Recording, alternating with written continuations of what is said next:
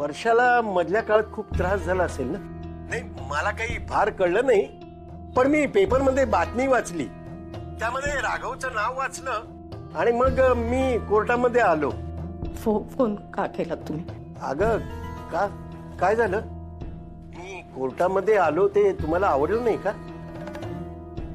सुलक्षणा, ए सुलक्षणा, अगं बोल ना. हॅलो आई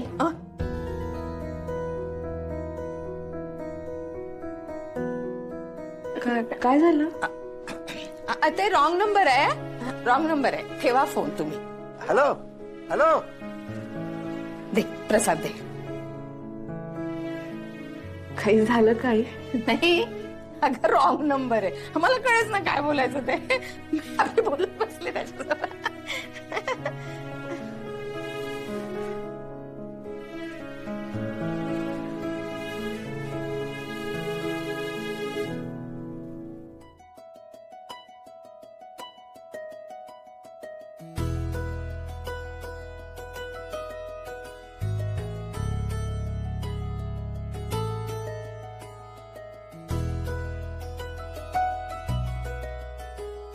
शिपाय माझे काय करताय तुम्ही? आनंदी, मला ना आता हे आजाराची खोली नको आहे. आता मला आपली खोली आता छान सुंदर हवी आहे. तुझ्यासोबत छान सुखाचा संसार मला सुरू करायचा आहे पुन्हा नव्याने. आणि ही जी काही जळमट आहेत ना ती सगळी मला पुसून काढायची. ठीक आहे, मी करते. मी करतो. तुम्ही आराम करा, मी करते. द्या. नाही अगं बस झाला आराम. त्या आरामातच मला आता कंटाळा आलाय आणि आता बरं आहे मी. बरे कसे? डॉक्टरने काय सांगितलं माहितीये ना? सावकाश. अजूनही स्वतःची काळजी घ्यायची, आराम करायचा आहे, व्यायाम करायचा आहे. मग असं समज मी व्यायामच करतो. हे बघ. हा,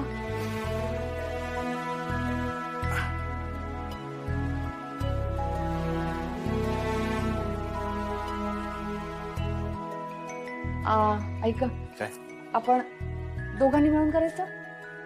सांगते? हा, ठीक आहे.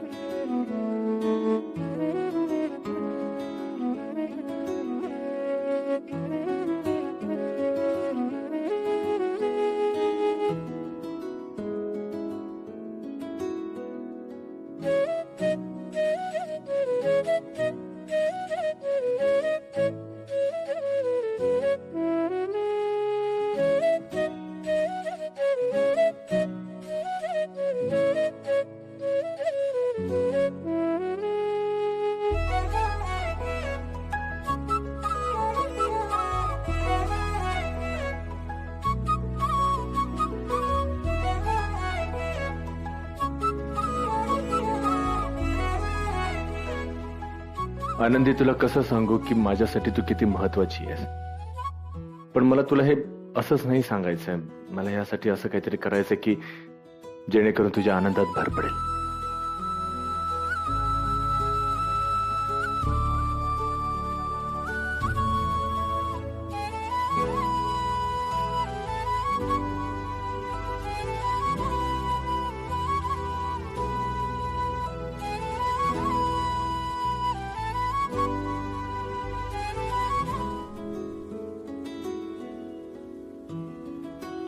बाय माझे, हे बाय माझे. अहो किती छान. कशासाठी केलं पण? कशासाठी म्हणजे? आनंदी, मी इतक्यांदा आपली डेट प्लॅन केली आहे, पण काही ना काहीतरी होत आलेलं आणि ते प्लॅन सगळं फिसकटायचं. पण म्हटलं आज घरातून बाहेर नाही जाऊ शकत, पण निदान मग इथल्या इथे तरी आपल्याला एकांत मिळावा म्हणून हे सगळं. आवडलं? आवडलं. किती? खूप खूप खूप आवडलं. अहो पण खरंच कशासाठी केलं हे सगळं? म्हणजे काय गरज होती हे सगळं करण्याची?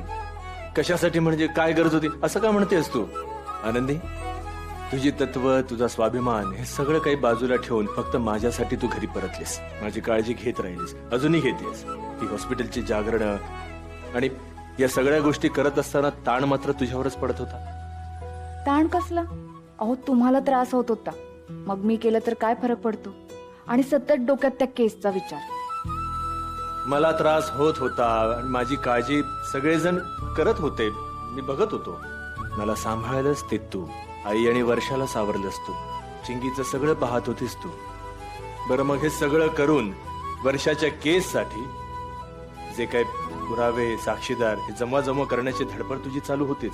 बघत होतो मी माझ्या बाबतीत जे घडलं त्याचा सुगावा लागण्यासाठी काय काय नाही केलंस तू. बस झालं, किती कौतुक करणार आहात? मग मी एवढं नाही का करू शकत तुझ्यासाठी? अहो खरंच एवढं सगळं केलं हा तुम्ही. मला तरी सांगायचं, मी मदत केली असते ना तुम्हाला. मग सरप्राईज राहिलं असतं का? आणि ठीक आहे, मला काही फार कष्ट नाही पडले, केलं म्हणजे काय माहित नाही किती ठीकठाक झालंय ते. तुला आवडलं ना नक्की? मला खूप आवडलं, मला खूप छान वाटतंय. बरं आपण असे उभं राहूनच बोलणार आहोत का? बसूया. ये सावकाश.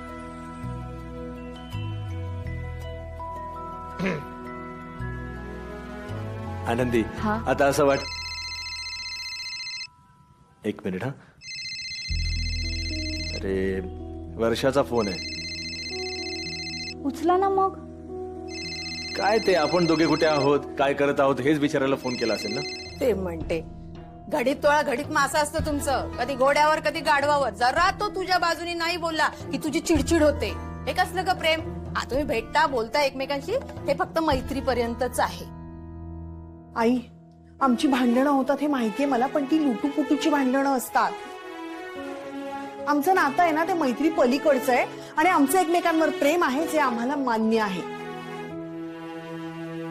असेल तुमचं प्रेम, ठीक आहे, मान्य करते मी तुमचं प्रेम. पण पहिलं लग्न मोडलंय की नाही? तर मग आता दुसरं लग्न करताना जरा विचार करायला हवा. परत देव न करो, पहिल्यासारखं झालं तर काय करशील? आई, मला आयुष्यात इतकी मोठी ठेच लागलीये ना की हा निर्णय मी खूप विचार करून घेतलाय. खूप विचार करून नंदूला हो म्हटलीये मी. आणि नंदू अतुल सारखा नाहीये ग, त्याने काहीच लपवलं नाहीये माझ्यापासून. तुम्ही सुद्धा नीट ओळखता ना नंदूला. बरं तू मला सांग, काय वाईट आहे ग नंदू मध्ये? हा, वाईट काही नाही ग, चांगला आहे तो. मग प्रॉब्लेम काय आहे? चांगला मुलगा आहे ना तो. तिला लग्न करायचंय आणि पुढे तिचं आयुष्य पडलेलं आहे, करू दे ना तिला. राघवा करू दे रे लग्न, मी नाही म्हणत नाहीये, पण वर्षभर नको. वर्षभरानंतर ठरवूया आपण.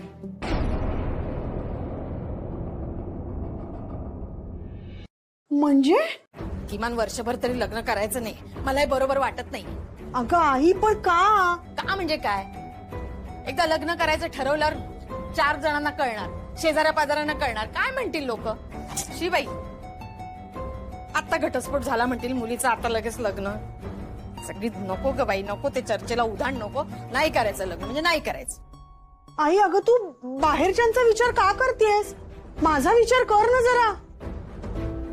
अगं गेल्या 7-8 महिन्यात माझ्या आयुष्याची इतकी वाताहत झालीये. आता कुठे मला चांगले दिवस दिसत आहेत, काहीतरी नवीन करावं असं वाटतंय, आयुष्याची नवीन सुरुवात करावीशी वाटतेय. तर तुला काय प्रॉब्लेम आहे?